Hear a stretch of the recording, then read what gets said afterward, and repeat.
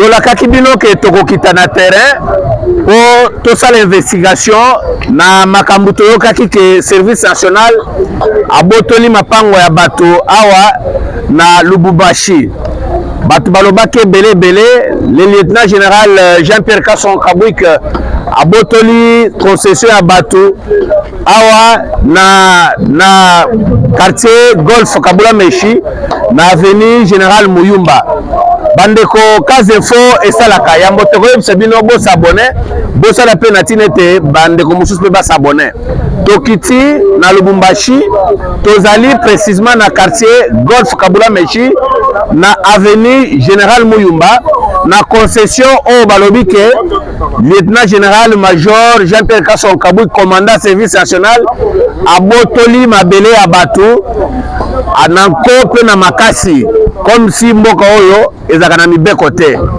Alors tango tosala investigation totuni ba quartier ba voisin bango ndenge bozali komona totuni ba voisin ebele baboyi koloba na caméra na tina ete bazali kobanga tango musupo na sécurité awa na Lubumbashi mais balobi ke ezali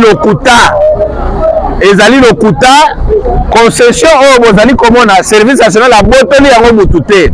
Service national azali locataire azali kofutela epai ya mukolo nango mibeko elobi nini mokolo lopango ezali mutu oyo l'État azali ko reconnaître. L'État reconnaîtaka mukolo lopango ndenge nini l'État reconnaîtaka mukolo lopango na maloba te na mikanda na document oyo l'État ye moko asali nini apesi mutu. Sadi ndenge bozali komona concession oyo ezali concession oyo service national eloni atelier ndako ya misala ya bamenizeri ebenizerie awa ndenge bozali komona boye tokuti babatisseur ya service national bango oyo bauti kanya makasese kati na bango baluba bazali bakongo bazali baswahili bazali bangala bazali baye awa baye ko se retrouver awa après formation baye ko sala misala. Alors rapport au tozi na bato ya quartier za nini service national atikala kobotola mutu lopango na ye awa te. Service national atikala kobotola mutu concession awa te. Service national azali locataire azali koluwe epa mutu mukolo lopango oyo to pe concession oyo azali mukolo lopango amaloba te azali mutu ala na badocument na ye ala na fiche ya concession oyo aza na contrat de location ya concession oyo azali pe na certificat d'enregistrement. Voilà mikanda misatu wana oyo l'État reconnaissaka mukolo lopango. Tango tolobisi pe ba voisin nyonso tolobisi kuna balobi service national atikala kobotola mutu concession te. Service national azali locataire. Un locataire azali mutu azofutela mukolo akomona kete misala na biso esili bakolongola ba matériel oyo bakenda na lopango na bango to pe mukolo bakoyokana na mukolo concession oyo kete bosomba service national akosomba ngo ambone di forme sur base ya ba document. Alors badongolo miso oyo bapanzelaki service national tango ke akomi kobotola mapango akomi kosala nini toyebisaki bino M23 aza na ba stratégie ebele. M23 akoki ko encourager te na mboko oyo service oyo ezali kopesa Félix Sekedi lokumu service oyo ezali kopesa baimboka Congo lokumu bakoki kotika te. M23 afuti batu toye comprendre ke M23 afuti batu awa na Lubumbashi po batu bameka kotutisa baninga mitu na kombo ya service national. Alors na mokuse avant tokota poto la kisabino ndenge misale ezosalema le service national est locataire sur ce site et il loue en fonction ya ba document oyo azali na yango. Toko yebisela bino tokolakisa bino bandeko ebele pe tokozwa boko na basusu awa po tomeka na kokota na mozindo biso tozali ba journaliste ya sentiment te. Soki likambo ezali mabe tolobaka ezali mabe, soki likambo ezali malamu tolobaka ezali malamu. Service national eza service oyo esangisi ba congolais nyonso baza d'accord, ezala ya opposition baza d'accord.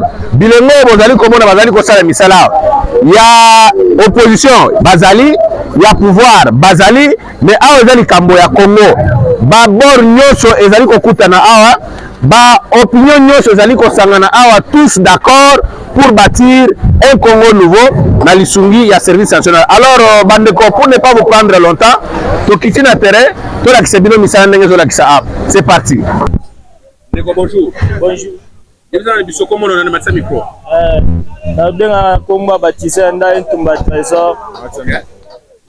Ah, vous allez depuis combien de jours? Ah, Nazali, Nazana 1 mois seulement. 1 mois. Boni Moussala. Moussala na biso ezoki ni malamu. Vous avez malamu. Yo, au banda formation na KCC. La banda formation na KCC depuis 2021. Vous avez la formation na domaine ni. La formation na sisa formation. Banda o former na misala na maboko ya kusala.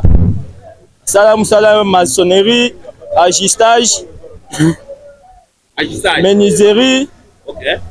Lelo na atelier vous avez kusala misala ni. Na atelier to zo sala musala ba to former baba musala menuiserie, agistage to former pe baba na atelier na biso tout le monde déjà besoin changer baba. Vous avez que livrer na ba université. Merci beaucoup. Pesa moninga micro. Bonjour. Bonjour, famille. Comment on a? Comment on a baptisé Otombo David? Otombo David. Oui. Otika CC. Oui. Boni boulot ah musale qui ne pena bien. Toye awa toza na quartier Kabula Mesh.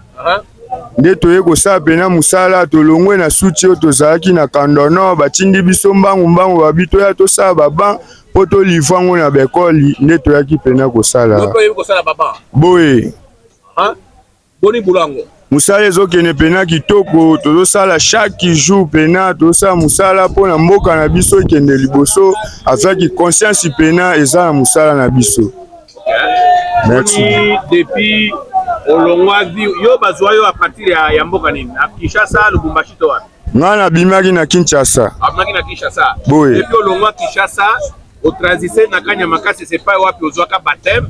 Baptême wana est transformé yo et formé yo et transformé yo lelo comme agent de l'état on se retrouver dans Lubumbashi. Bonne imitation wana kuta Kinshasa ti lelo za Lubumbashi ozali komona ndenge ni changement ezali to ndenge ni. Na ndenge nazomona vraiment eza kokosa te. Kotambola lolenge eza na suka te. Depuis toyaki centre de formation tokutanaki na maboko ya Benjamin ndenge l'état pesaki biso. Tobandi kosala nanu ba choix. Ngana ponaki maçonnerie mais lelo na ko se trouver na menuiserie poto sangisaka maboko po musala na biso tu etambola. Tokende liboso na minitio na komoyeba ko monter ba nazoyeba déjà ko charu ko beta meli nazoyeba déjà ko cha ferni na bando na famille na benga bangwe mo bazondima te misalo ngana komi ko sala defa l'état. So la pena famille. Na sola na bango oui. Otindaka pe lichocho. Na tindaka pe ya mukia soki na zana ngo na tindaka pe. OK. O bala journée. Non na bali te po Nzambe na bongisi te na bundaka na fia mobali. Ozolia nanu mbongo yo moko. Nazolia mbonga moko boye. Boyo kabola na mama. Nalia na mama ka wana botinga na famille baleki pe bazana sima batalela nga po na zwa musala déjà na nzela l'état. Merci beaucoup. Pesa moninga pe micro. Ndeko bonjour. Bonjour. Yo za bâtisseur. Na bâtisseur ya nation. Yo za 40e promotion. La deuxième promotion. Deuxième promotion. Peut-être que dans les solo. Yo au côté service national uta Kinshasa to Équateur to wapi? Uta Kinshasa. Uta Kinshasa.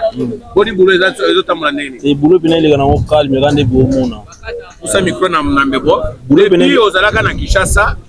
Oleki na kanya makasese lelo se retrouver na Lubumbashi. Ozali komona ndenge ni changement to ozalaka mutu. Le changement za nzambe da sala grâce. Ta rende tout ça, c'est que toi les 2 mois d'abo, c'est que y a bien za makasi. OK. Donc changement za makasi. Lelo za capable de ça ni. Lelo. To koma da capable pour das na bali to boti de. Oh, bali kana service national là. Oui. Donc de Kinshasa au kotika c'est ozu boulot au bali. Oui. Au boti pe. La boti de mwana. Mwana koti déjà. Mwana koti déjà mobali. Comment mwana? Ndoi na ngamo trésor. Oh là là, félicitations. Merci. Félicitations. Bande ko bozali ko yokata ko banda ko yebisa bino. O ezali témoignage vivant. Ya bato bazalaka ba délaissé pour compte à Kinshasa. Après départ na bango na KCC, formation transformation à l'idéal du service national.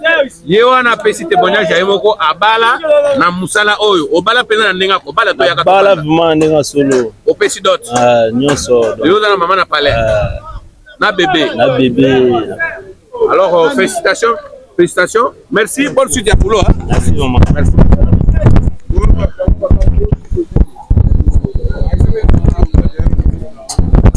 Bonjour. Bonjour mon Zamora. Masolo soyeli kana bina calme pina la pi. Ah tout ça. Ah dona kabula mais sina Lubumbashi pina ba. Yo utawapi avant que tu service national de la. Ah né grandi na Kinshasa.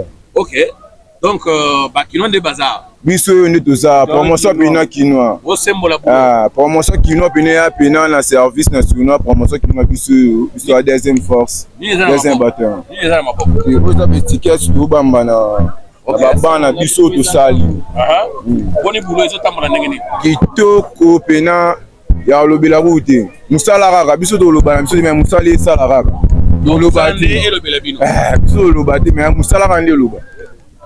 Merci. Po boyoki alobi bazana mingi ya kolobate mais tokende kotala nde misala o bango bazali kosala. Musala ne le kamaloba nebele. Très bien. Donc, Tokei, Tokende Gomon a fait Misala Ngobino et l'on a fisso. Comment la décoration est devenue capable. Allez, bon courage. Hein? Merci. Merci.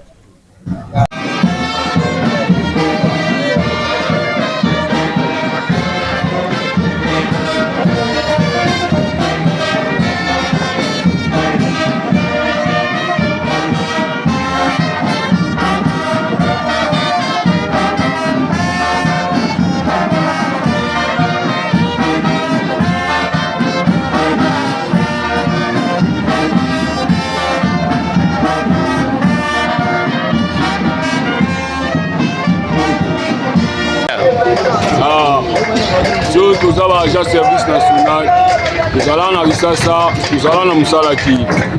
L'État kanga biso tubula lwa tuyo kufa mais ayaka pesa biso musala musala yango to mo sala to na 3 métiers a menuiserie ya gisterie na ki maçonnerie yango musala esala ma ba gister ba menuiserie ba sali musala et ka ba na ba université biso ba maso to tonga clôture bon ba ndeko na biso botika na Risasa to tika ba fi wana maboko milaya mabi luka musala nde biso to so musala en service national to remercier général Songo na président de la République na ndenge bapesa biso musala ana kabula meshi bato de construction et travailler kana musala donc ya loba mingi a été musala sara musala. Merci beaucoup, bonne chance et bon boulot. Merci. Congo elingi bino makasi na transmettre be bino message ya ba compatriotes ya Kinshasa, ba compatriotes ya Équateur, ba compatriotes ya Congo central, ba compatriotes ya Grand Bandundu, ba tindeli bino bambote belé balobi bazana esengo na bino, bazali fier, bazali kopesa bino longonya pe mokakoswa na musala nyonso bozali kosala pona ekolo, bande kona bino bazana Kinshasa tomoni misala basali na stade ya siko bazali kotonga benga arena tomoni misala bazali kosala na construction ya hôpital ya hôpital général ya Kitambo. Voilà, donc basali pe atelier ndenge pe bozali kosala misala ya baba atelier mususu akafumba esalemi na Sele na Esa Kinshasa a Congo mobimbe ezali fier na bino bazali kobondela pe pona bino nzamba tia maboko lokola botiema ele pona kotonga mboka bokende liboso pe bopambwa ma parce que Bible et lobby mutu nyonso akosepela na musala na ye ali bongo te. Allez, bonne journée. Merci. Merci.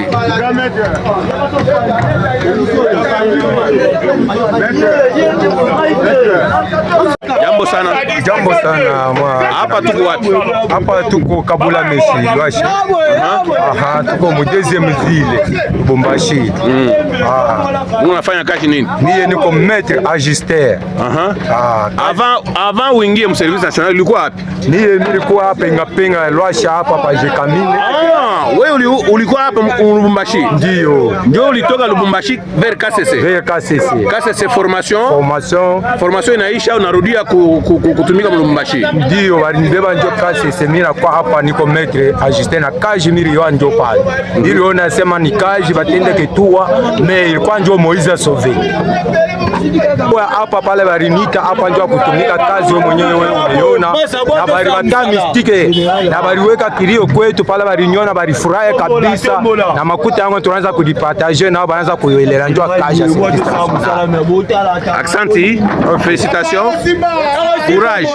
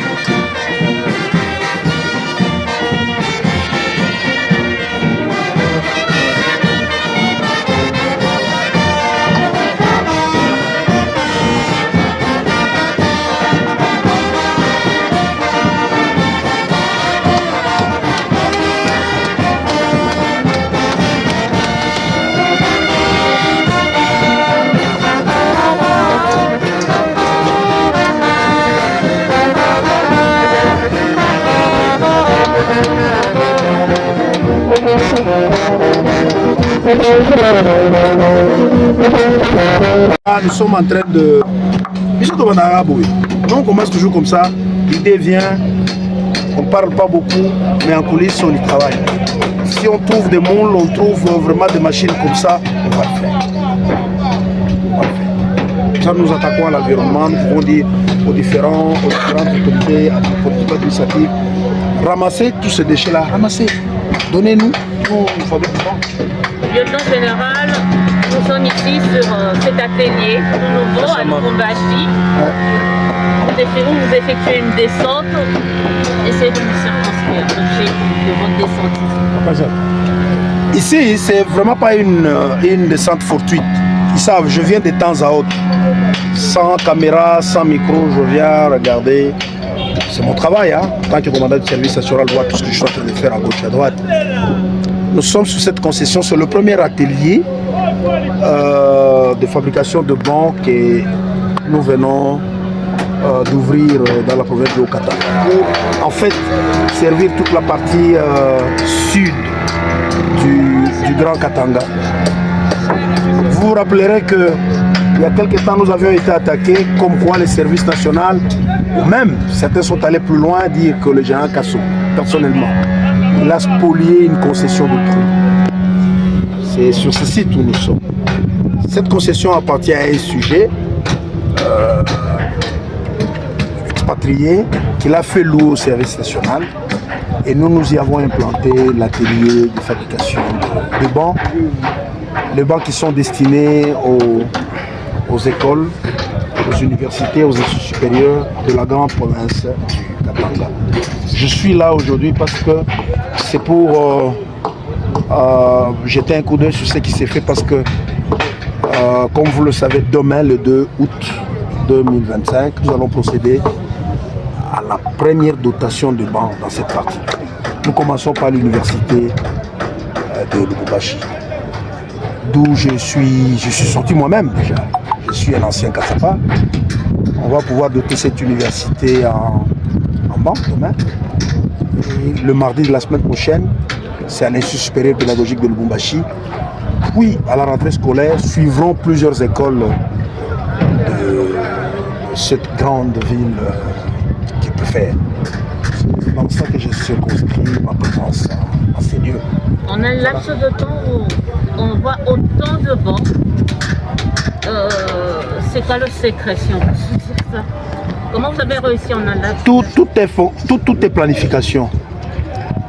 Aujourd'hui, vous voyez les bancs, mais avec recul, il faut voir qu'on en parlait déjà il y a longtemps. Lorsqu'on prenait les jeunes gens, on le prenait à Lubumbashi, partout on disait, nous avons reçu les instructions de la part du commandant suprême, du chef de l'État, du président de la République, pour en faire des bâtisseurs. Nous n'avions pas expliqué, les gens ne nous croyaient pas. Nous avions dit, ils sont là pour une formation et après, ils vont servir la nation. Ils sont partis, ils ont été formés. Et voilà, ce n'est encore rien. Et si l'année prochaine, vous allez voir des choses.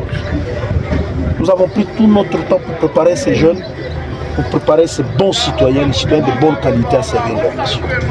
Vous pouvez parler avec eux, il faut être fier, patriotisme, avec enthousiasme. Alors que hier, on disait non, vous prenez les enfants de toute force. Vous êtes sur le site, parlez avec eux. Parlez avec eux. Ils sont fiers de servir leur nation.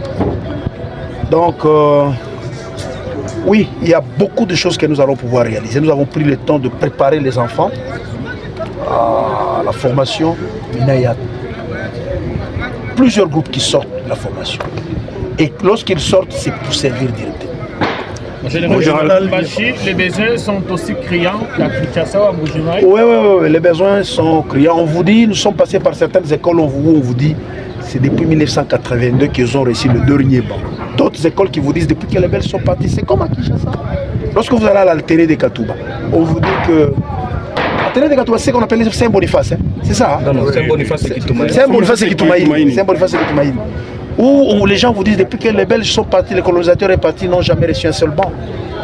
C'est la première fois. Le commandant suprême il décide. Ici, pour l'université de Kinshasa, de Lubumbashi, je vais vous dire une chose. C'est lorsque le commandant suprême a été ici pour il y avait une activité d'expo béton. Il était à côté du directeur de l'université qui lui a posé le problème des bancs. Et tout de suite, nous avons reçu les instructions. Monsieur, vous devez doter les bancs à l'université. Et tout de suite, 2 mois après, les bancs sont prêts. Mon général, on vous a vu à Kinshasa émerveiller les 24 communes de la ville de Kinshasa en dotation de meubles pour l'amélioration des qualités de travail. Lubumbashi compte aussi pas mal de communes. Est-ce que le service national compte faire quelque chose? C'est prévu, ça va de pair. Et puis, vous savez, c'est très simple de le faire. Avec des hommes, nous réfléchissons. Lorsque nous fabriquons des mains, il y a des déchets de bois qui restent. Au lieu de les jeter, nous les récupérons, nous ajoutons juste un peu d'argent, on fabrique des meubles. Donc, à la rentrée scolaire, c'est là que ça va chauffer ici. C'est des milliers de bancs qui vont être distribués aux écoles et en même temps, on va doter les bureaux de communes. Les maisons communales, c'est comme ça qu'on les appelle. Hein? Les maisons communales vont bénéficier aussi d'une dotation en meubles de bureau. La région militaire, le commissariat provincial de la police, l'auditorat, plusieurs institutions publiques vont pouvoir bénéficier de bancs, ou de meubles plutôt, qui sortiront de cette année. En général, Kinshasa, la République démocratique du Congo, ce n'est pas seulement les Katanga ou Kinshasa ou encore les grands Kasaï. On y va mollo mollo. Les gens nous le reprochaient toujours, disaient pourquoi seulement Kanyama Kasese. On a fini Kanyama Kasese. On s'est installé à Kinshasa. On est à Lubumbashi. La semaine prochaine, on ouvre l'atelier du Congo central à Topesi. La semaine prochaine, les machines, on a déjà construit les bâtiments, les machines sont sur place, on est en train de les installer. Dans 1 semaine, on ouvre l'atelier. Dans 3 semaines, on ouvre l'atelier de Kananga. Dans 4 semaines, on ouvre celui de Mbujimaï. Et ainsi de suite. Nos ambitions, c'est d'avoir au moins un atelier par province. Au moins. Nous allons y arriver. Mon général, une question. Au-delà du projet des bancs, il y a certaines difficultés auxquelles vous faites face dans l'exécution de ces multiples chantiers. Les difficultés, il y en aura toujours. Lorsqu'on vous donne les responsabilités, on vous nomme commandant du service national. C'est pour aller résoudre les difficultés, le problème qu'il y a au service national. C'est qu'il y a toujours des problèmes qui nécessitent votre présence. S'il n'y a plus de problème, ça ne vaut plus la peine d'être commandant du service national. Pas mal de problèmes, plus c'est ça notre mission. mon général, après ces projets de distribution de bancs dans les écoles et cités universitaires de la province du Katanga, qu'est-ce qui est prévu? Parce que nous constatons dans la ville de Lubumbashi, il y a aussi un problème de la famine. Qu'est-ce que les services nationaux prévoient pour la province? C'est une bonne question. Aujourd'hui, nous sommes samedi. Hein?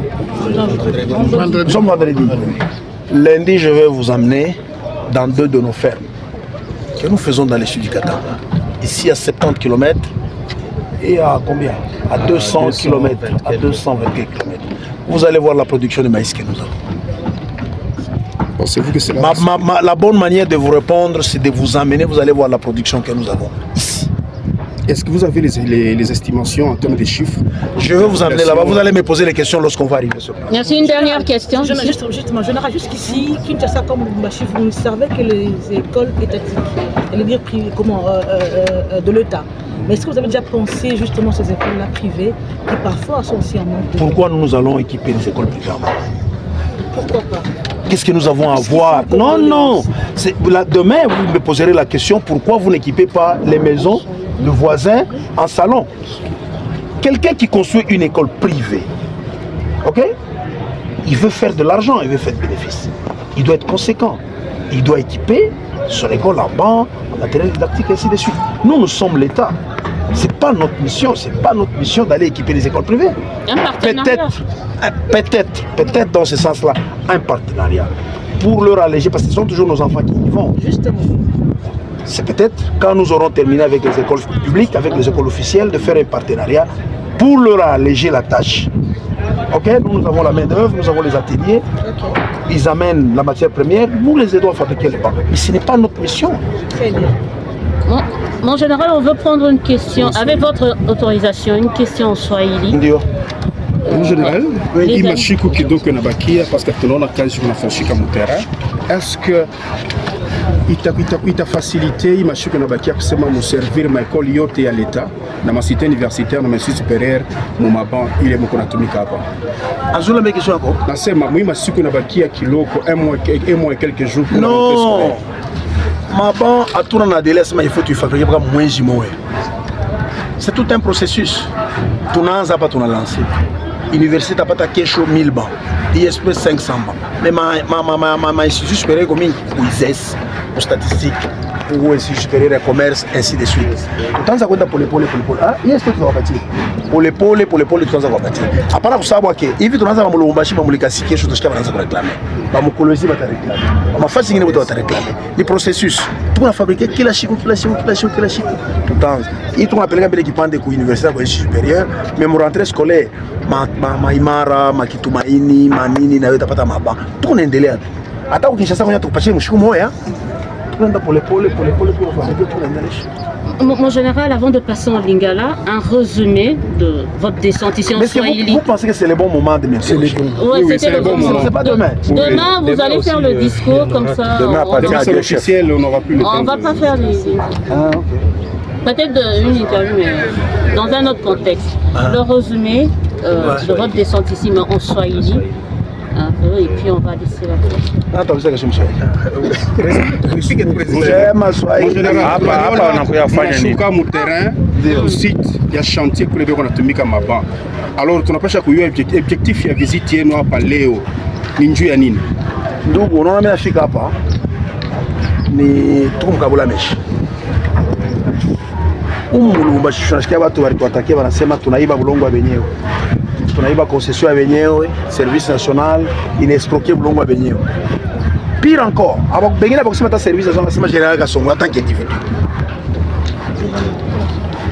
Ifasi tuko ni bulongo wa wenyewe tukuna louer, inappartenir à un certain monsieur, sitapenda kutaja jina yake hapo mwenye bulongo tukuna louer. Tunaweka kwa materiel tunja kufabriquer maba. Hii maba tunafanya ndio kusaidia watoto wetu basome mzuri. Unajua ke ça fait miaka mingi l'État ashikuekipe ma école na maba. Sasa président de la République anatupatia si mission service national. Tunakabla ukishasa, tunakabla ma province nyingine sasa mwende na kulubumbashi. Tupate tunamonte. Tuko hapa c'est justement kuonesha vile tuko charger maba, tuko fabriquer maba. Ke ifasi tu atuibe sasa tutainga kwa manyumba ou bien ya General Kasongo non, ni place service national na lungu kwa fabriquer maba, ndio kusaidia watoto wetu kwa masomo, kusaidia watoto kwa université ainsi de suite. Ndio raison ya kutoa. Tena mitamileze. Watu samwa pressé iko mingi sana. Kama naona unafanya kwa Kinshasa, mtu wote kukapanga anapenda na yeye paka le même jour mompatie kuloja anapenda mompatie. Non, kazi yote wanataka na pole. Tulianza Kanyamaka CC, tunaenda Makishasa, tunaenda leo tuko Mulumbashi. Tutoka hapa tunaenda tena Mbujimai, tunaenda Kananga, tunaenda Kikwit, tunaenda Mbandaka, tunaenda Kisangani. Pole. Service nazo haiko isha kufuaka. Njoo kuna lamuka ni pole. Aina sasa tulikuta service national kuna maatelier, sisi tunashinda kufabriquer mabaki. Tunaenda pole. Na vile tutafika kumwisho kabla ma école. Mais quand même kazi itafanyika itakuwa kazi ya nguvu sana. En même temps kama tunaisha kabla maban hii ya kuma université mu rentrée scolaire tokora kazi munene sana kabula kuma Imara collège Imara kuma lycée Chondo, lycée Tuendeleye, kuma Tenea Katuba, kuma Odari, Kitumaini, Kiwele, bale bote. Kwa masomo ngine mina yo uyuwe. Chini kwa umu. Mina natuma masomo yote na tule. Wewe unaya kwa matunda. Matunda ni wapi? Mkenya unaona. Mulumbashi huyu. Unaona. Ni mule donc tunakabula mule. Mimi sio yatuma masomo to macoin tote. Ni kwa umu. Tunakabula kote kule maban, tutaprofiter vile tunafanya maban, tutaprofiter kufanya na mameuble ya mabureau ya macommune. Kwa vile tufaka Kinshasa bourgmestre, unaenda kuingia mu bureau ya bourgmestre, unaona bourgmestre anakala pa kichi kuna mafova. Kuna mafova. Unauma huyu. Mapacho na mapacho. Ile mantondonto. Njoo ile pa kichi ya bourgmestre. Unaona. Foto mapacho quand même kichi, fasha tekala ya bien. Bantu yake wale wanatumika wanakosaka hata kichi. Ni bichi biwili mu bureau. Kama mwana anamuka kutoka nje mwingine anekala. Kwa sababu ule arudie banaanza kukombana. Takabla na babichi sasa tufao Kinshasa, takabula njoo kazi. Njoo ile kazi president de la République atupatia. Njoo mission atupatia. Pas d'autre. Nous sommes les bâtisseurs de la nation. Asante. C'est vrai. na Lubumbashi isolo moko ezobetama isolo ya site balobi ebotoli site ya bato okoti yango na ko tolingisiko toyoka version originale ebana lokuta bato baza lokuta makasi esika place oyo tozali eza place ya service national te concession ozomona mokolo nango azali mondele sikoyo biso tozwi mission kouta epai ya mokonzi ya mboka tala kaka soki mokonzi ya mboka apesi mission eza commandant suprême biso toloba kaka bozordre donc il faut osalela yango fallait sikoyo toluka place to exécuter mission ya commandant suprême mission na ye ezalaki nini todote bauniversité na baekole mosusu na baban c'est vrai après ça qui mosala ezosalema na Kinshasa malobi ekoki kaka te Congo eza kaka Kinshasa te Congo eza kaka kanya makasi c'était Congo eza bisika nyonso awa mpe na Lubumbashi ntango ayaki ezalaki na mois de mai nde aye koyebisa biso ki il faut bosa nde to na koluka toye kozwa esika tolue yango tosigne contrat biso toza balocataire signer contrat na locataire mususu te na mokolo parce que pour signer contrat papa alakisa biso mikanda keza place alakisi mikanda ye mokolo lupango tolu mais omoni soki otali bien omoni place oyo tozali eza na golf baparcelle baterrain vide eza te nazolobela ye te ngai naza justice te mais na expérience ndenge ngai nayebeli makambo ya Kinshasa ekomi kokoma te batikaka espace vide ya monene boye te babandi baza kaka bakoya na bafaux document na bafaux papier etali ngai te mais ngai namonaki titre na kombo na ye na signé contrat ekosala mosala sikoyo naye kosutuka bato bakomi koatake ngai balobi non service national abotoli concession à bato biso tobotoli te biso tozolue bamosusu ti sont allés jusqu'à dire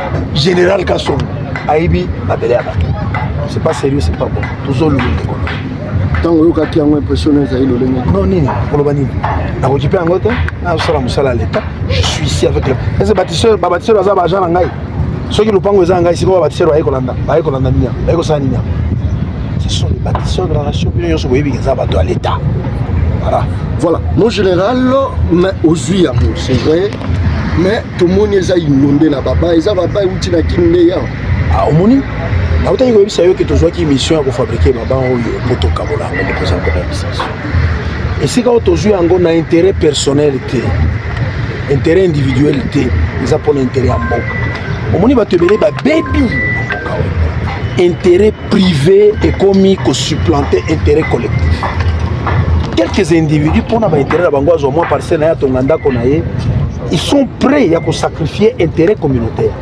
Biso musala tozosala eza pour la communauté tout entière. Bana na biso, ba élèves, ba étudiants. L'avenir de ce pays c'est dans l'éducation. L'avenir de cette nation ici, c'est quoi le lendemain? Ceux qui bana batangi. Moni, biso tozo contribuer à l'amélioration des conditions d'accueil, conditions d'études ya bana. C'est quoi bakomi komona biso, bakomi ko s'attaquer na biso.